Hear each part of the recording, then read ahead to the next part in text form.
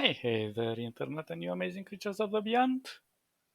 So, last time we spoke about vampires, and today we're gonna talk about UFOs. But not the way you think about UFOs, because let's be honest, when you think about UFOs, the first thing that pops in your mind because of the media and the culture is literally aliens. And if you ask those people that go around and say UFOs equals aliens, you ask them, what the heck does UFO stand for?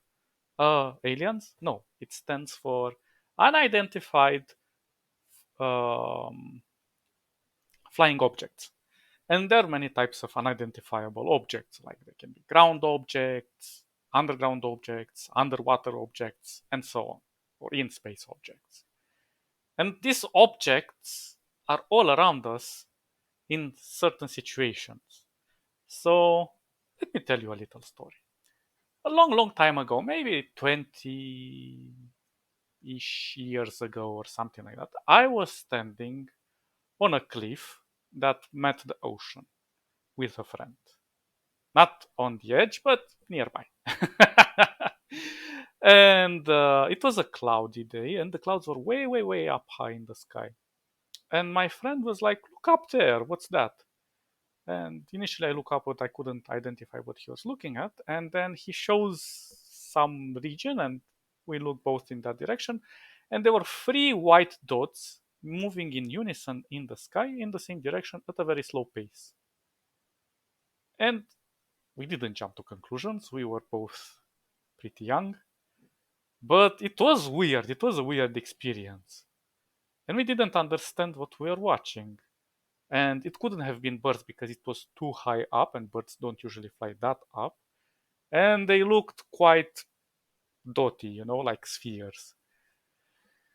And that kind of left a mystery for me after all of these years. And I was thinking, like, I went into the rabbit holes of seeing all of the documentaries about alien invasions and UFOs and all of those kidnaps and blah blah blah. But let's be honest, if UFOs would be aliens in intelligent life into spaceships. They're not very intelligent, are they? They pop up everywhere, and people say that they even caught some.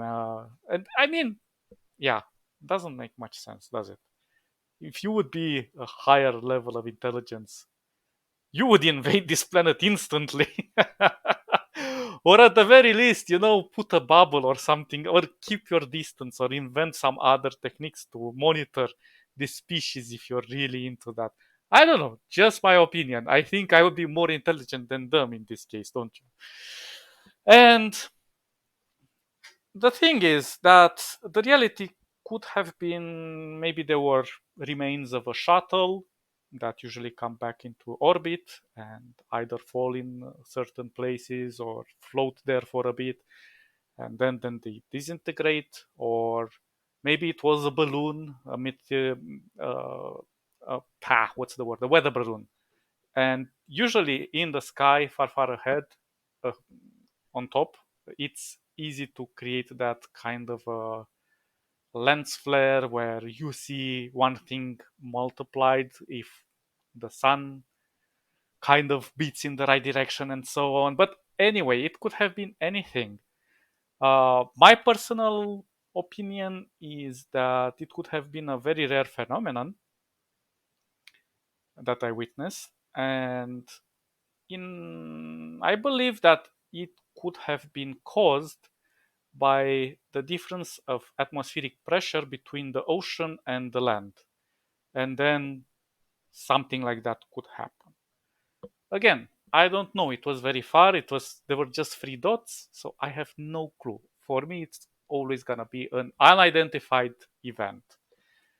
But there are events out there that have been slowly studied and better understood. For example, have you any clue that lightnings don't just go straight into the earth, but they also go straight up as well into space?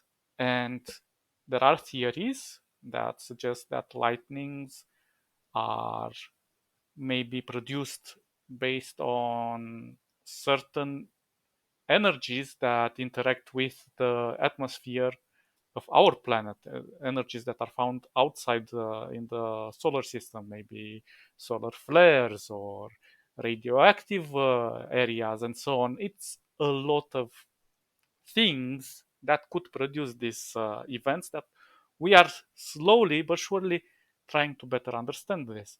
Or there are certain situations where lightning falls into certain areas where there's a lot of rich ore deposits, and there have been witnessed uh, some situations where a form of glowing orbs just slowly float away and go through things, and people associated that with ghosts.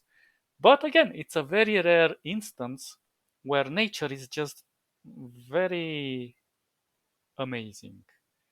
And let's be honest, there are places on Earth where you can go and see the after effects of lava flows, or certain dried up lakes where there have been a lot of salt, where you see the Earth is encrusted in hexagonal shapes because of the chemical reaction and the chemical bonds that form these regulated shapes. And it's very weird for us. We think it must be man-made, or it must be alien-made, or something like that. Something in our minds, when we see something symmetrical, we have to think that somebody must have done it. But let's be honest, nature has made us, and we are symmetrical. Like, we don't have one eye in the back and one in the front.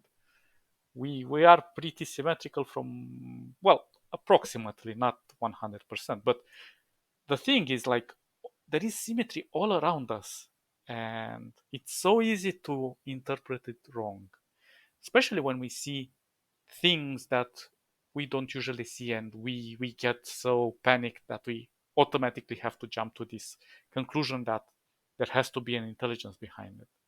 And in a way, life is intelligent in its own way, maybe an intelligence that is different from our definition, because we live on a planet that is basically a cell, a living organism.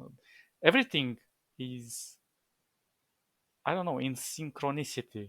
Uh, and there was this movie, I think I've talked about it a long time ago, from M. Night Shyamalan. And I think it was called The Knowing, or no, or The Happening, or something like that. And the idea was that nature was communicating through various chemical pheromones and so on in order to exterminate the humankind, because it was seeing it as a parasite that was attacking the globe, or nature in general. So nature was fighting back to exterminate the infection, which was us in that case. And the crazy part is that the movie is inspired by an actual event that really does happen. There is a species of trees that do communicate through these chemical reactions in the air. They release it and let all the other trees in the area of the same species know that if there is a parasite, they should activate certain chemicals to repel them. Of course, this is a specific type of tree in a specific part of the world. It doesn't happen everywhere.